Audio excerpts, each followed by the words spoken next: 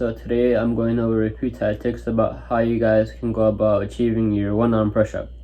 So a few ways I like to go about progressing to your one-arm push-up is I like to add a weight to my bag and then do push-ups with that.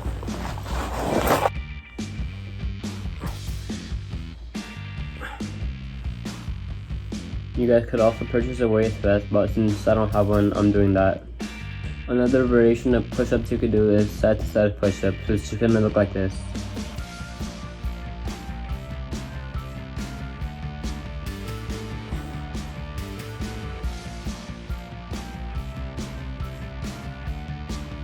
This will help to shift most of your weight to the right side of your body and to the left side of your body.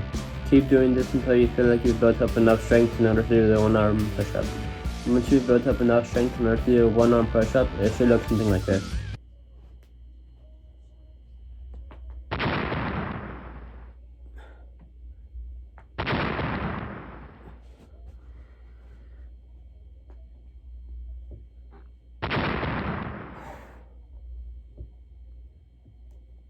So yeah, that's all I have for you guys today. Subscribe to my channel if you guys want to see more content.